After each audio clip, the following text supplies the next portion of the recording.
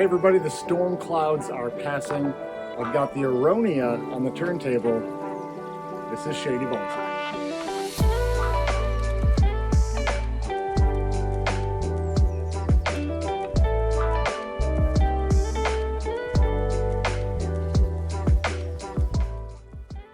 Hey everybody, welcome back here.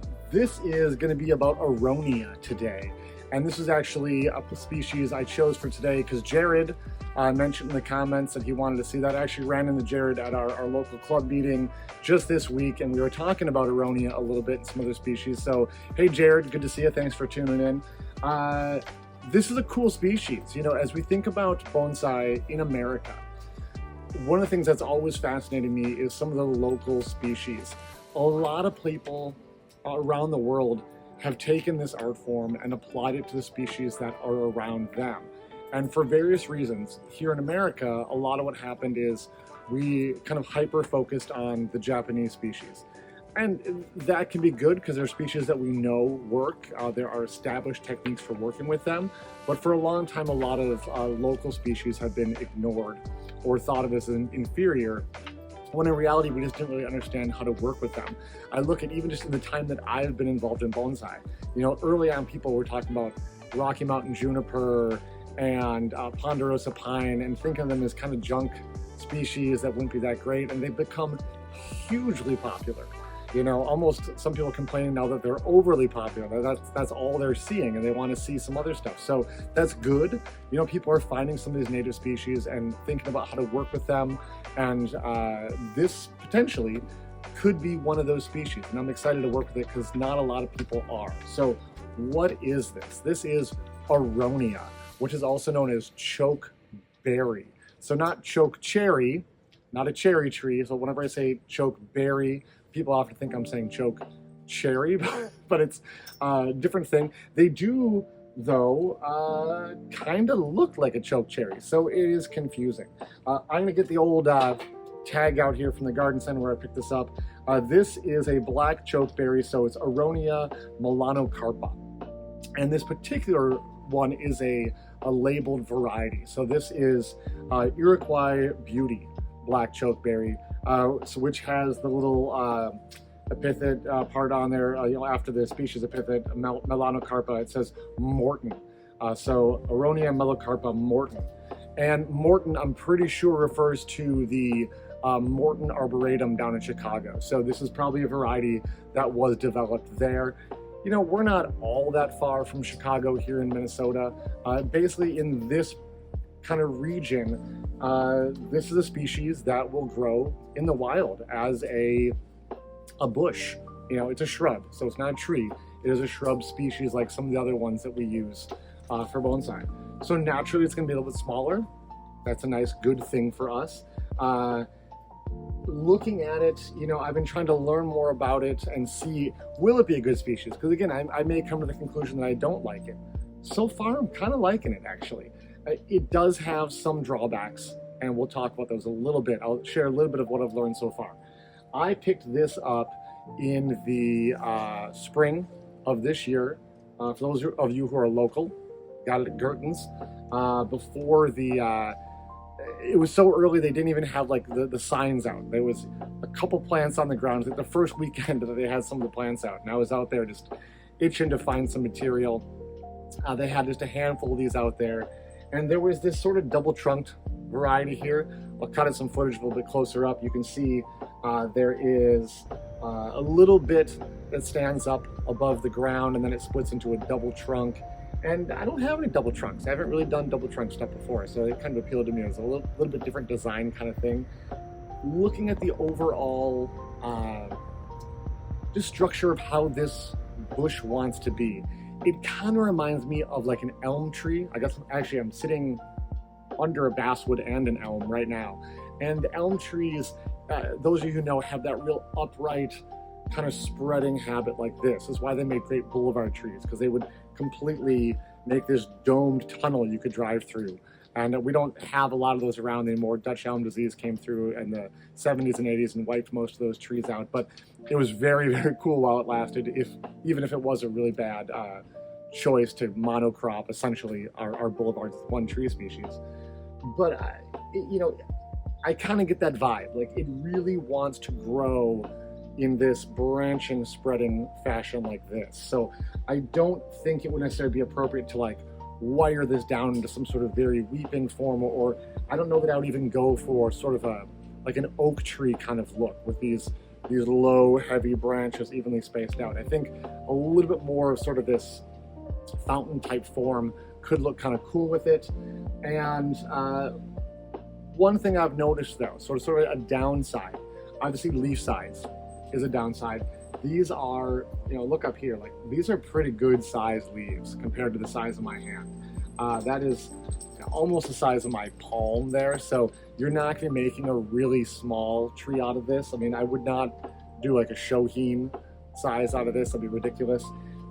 I was thinking, my initial sort of vision for this was something maybe about this high. So what is that? Top of the pot there, we're talking 18 inches kind of max on this. I don't know how this would respond to, say, like a defoliation to get another push of growth with smaller leaves. Definitely there are smaller leaves on here. Some of these leaves can be a nice smaller size like this. This is about the size of my thumb.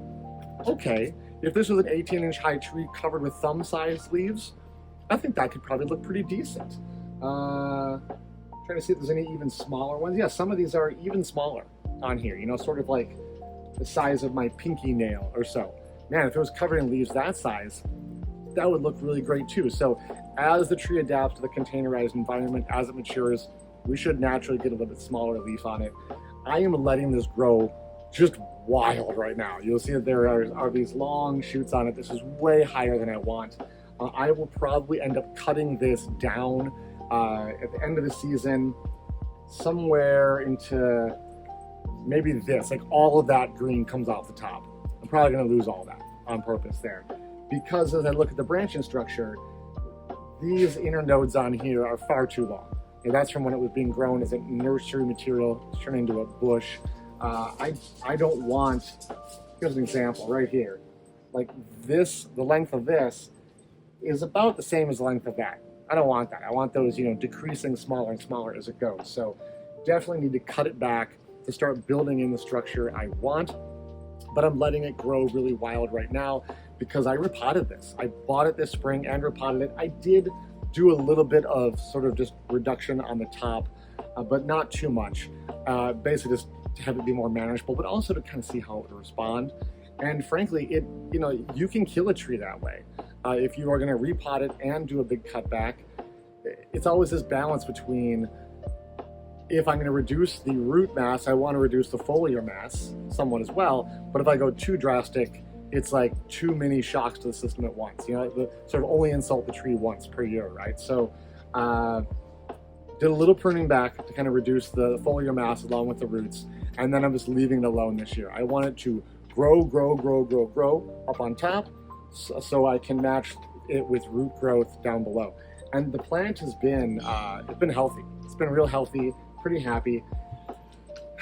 One thing I'm kind of noticing is like, I don't have a really thick foliar mass. Like this isn't completely dense.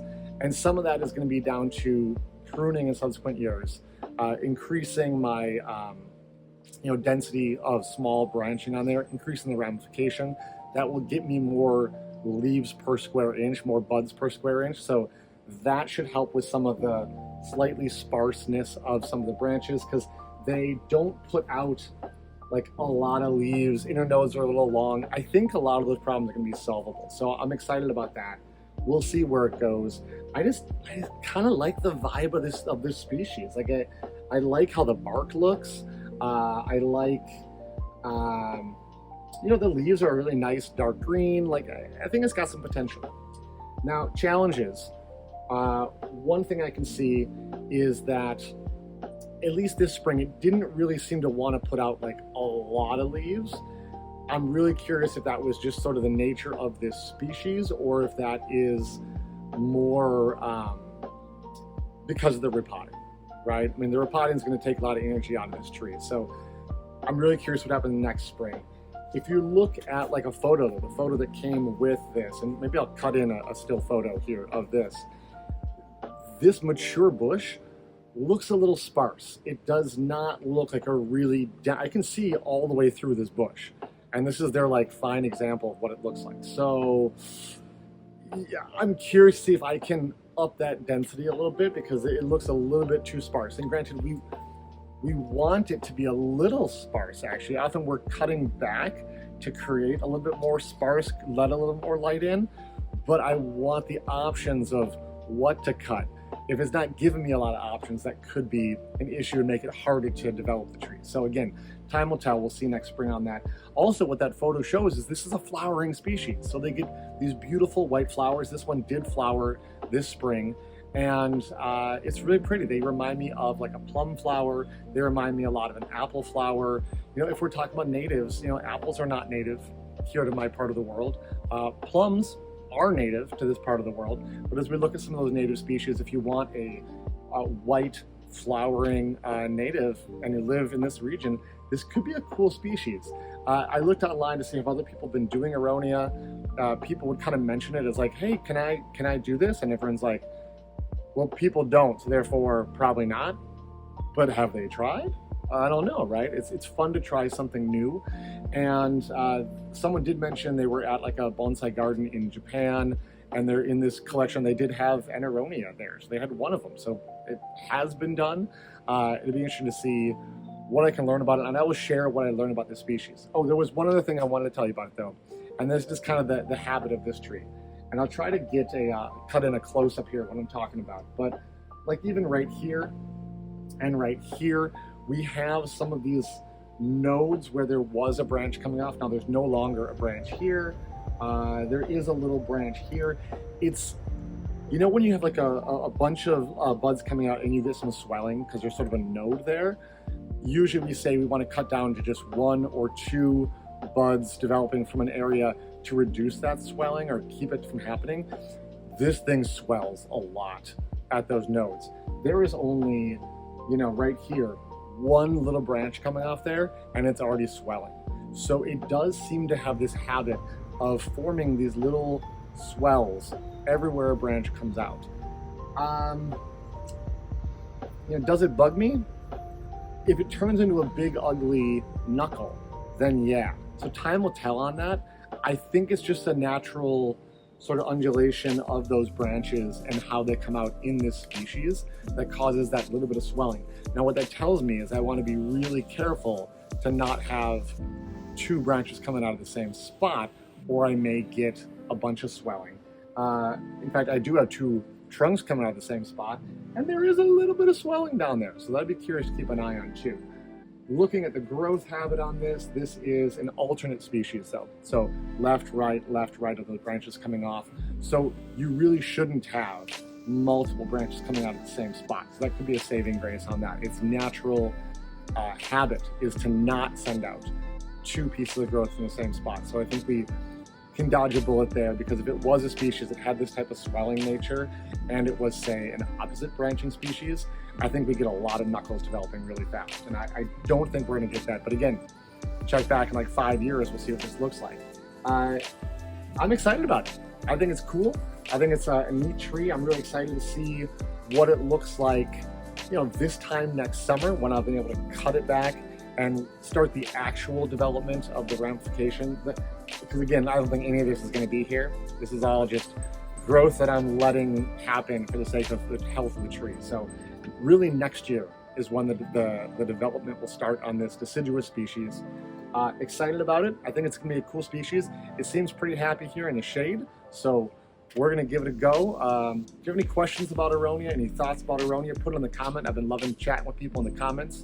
And if you're at the local, you know, if you're part of the Minnesota Bonsai Society, maybe I'll see you at the club meeting. You ask me questions about any of the species I'm going to feature. I've got a bunch of things coming up. We've got Cotoneaster, we've got Korean hornbeam, we've got Japanese maple, we've got other stuff coming up. So stay tuned, and we'll see you guys next time. This is Shady Bonsai.